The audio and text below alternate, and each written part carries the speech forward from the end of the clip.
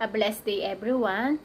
Today we will tackle about the development of nodal points 280 to 1580.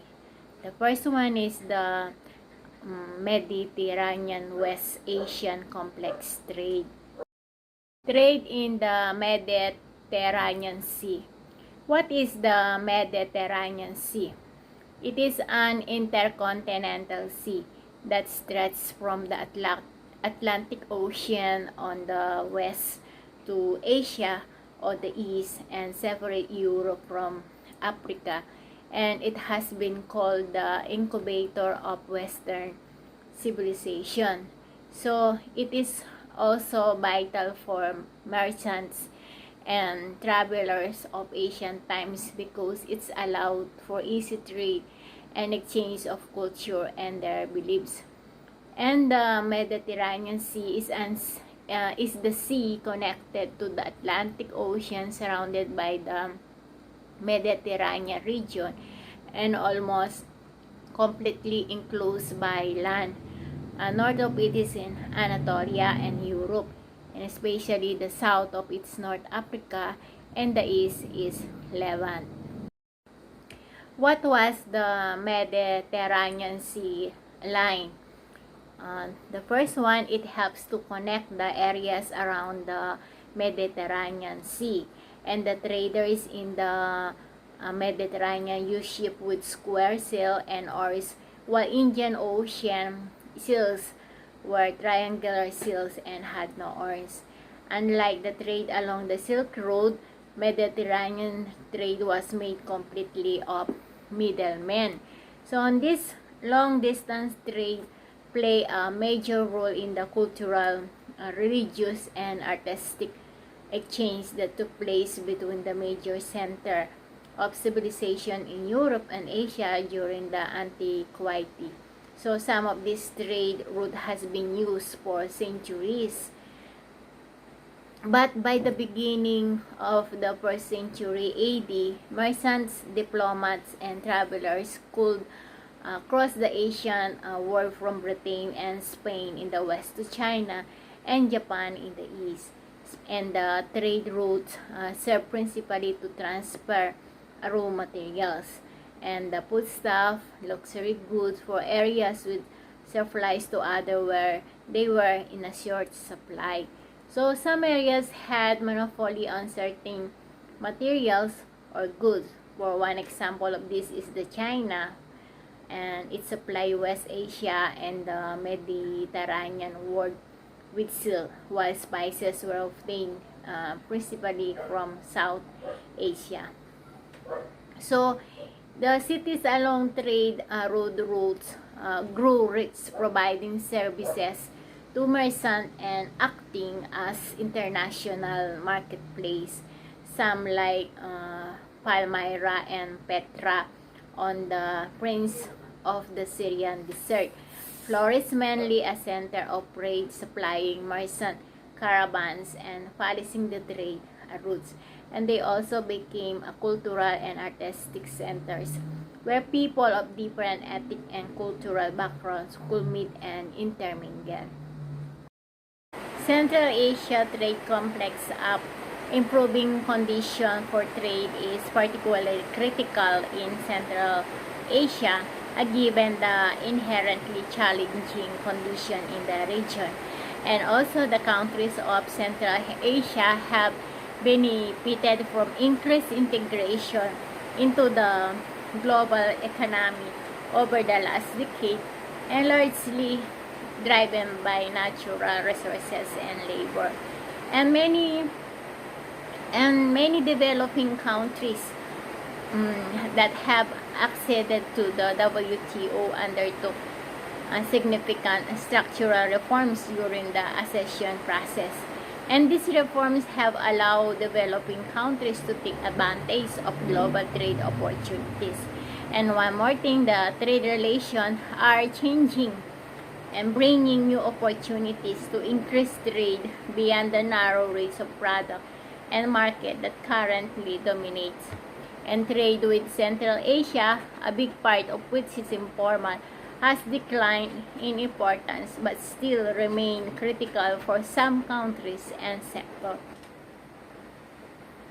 Strait of Malacca Indo-China Trade Complex. What is the Strait of Malacca? This is the shortest shipping road between the Far East and the Indian Ocean. The ship have passed through it for centuries, and trading posts grew up from an early stage with simultaneously became centers of education, science, and art. So the people with different religious background, like Hindu monks, Christian priests, Muslim scholar, they are from many region of the world met here. So there was a lively exchange about navigation techniques and the arts of shipbuilding. The Strait of Malacca, which runs between Indonesia, Malaysia, and Singapore, has long been a major gateway for trade to and from Asia, and is one again rapidly rising in importance.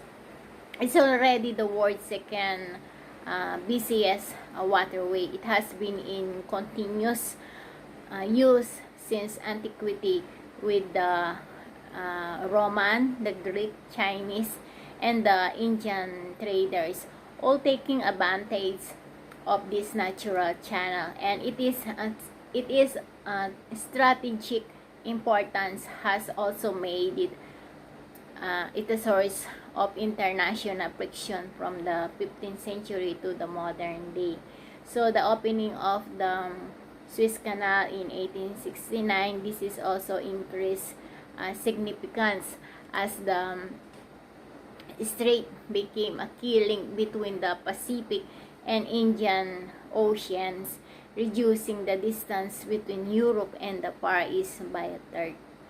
So, more recently, it has been served as the main transit route supplying vital commodities to fuel the fast-growing economies of Asia and beyond. Indian Ocean Trade Complex.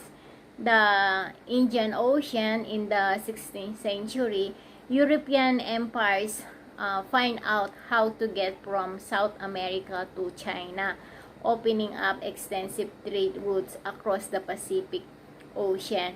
And before that, however, like example, Christopher Columbus had to land in the Caribbean in 1492 and open up the Atlantic Ocean trade routes.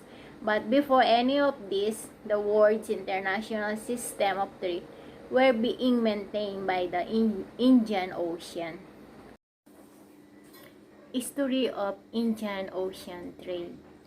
The Indian Ocean, connecting the Middle East and Africa to East Asia by way of the Indian subcontinent, has been home to shippers and traders for millennia, and the maritime technology was not truly developed until around 800th century, at which point the Indian Ocean became the central hub of some of the greatest international trade network the world has ever seen. And there is a wealth from the Silk Road lead to Europe into the Renaissance, and that trade route was open for about a century. So it's said that it be 700 years that trade good for across the entire supercontinent of Afro Eurasia passed through the Indian Ocean. And there is a product from the Persian and powerful Turkish caliphates of the Middle East were exchanged for items in the Kingdom of Africa, which were sold to Empire of India and China. And then when Portuguese sailors first reached the east coast of Africa in the last decade of the 15th century, they were amazed to find thriving trading cities, massive network, and immense wealth flowing through the Indian Ocean. And this, the Portuguese knew there was wealth in China, and they were that during the age of the Silk Road, the trade made it to the Europe, but they never fully realized the enormity of the trade routes in the Indian Ocean that transported this product. And one more thing, the Portugal falls farther and farther into the Indian Ocean trade routes that finally connecting the Indian Ocean with the emerging Atlantic and Pacific European trade markets. And also the dominance of the Indian Ocean, trade routes declined throughout the 15th century, but this ocean remained an important part of international shipping to this day. Trade routes.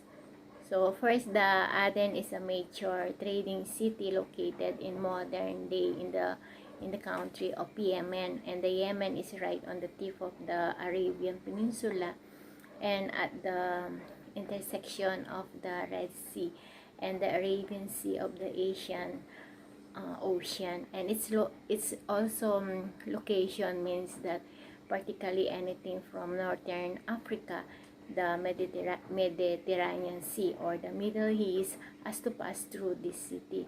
And there is a silk and spices from the China enter the Mediterranean, though Aden as do gunpowder and ideas like paper money. And this is the largely occupied by Persian traders who dominate international trade through Islamic trade network and has been even visited by ambassadors of the Chinese emperor. So, as a trading ship of Aden load of all of the European product, the glass and wine and mineral and set up, and it is the first destination is the east coast of Africa, which at this time figure a series of Swahili city state. So what is the Swahili? What are the people in the Swahili?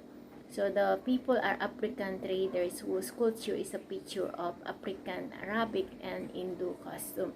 So they live in complex societies organized around an urban center and are more than happy to buy the wine and minerals as well as lumber and other items. In exchange, they sell gold from the Saharan gold trade as well as leaf for the interior.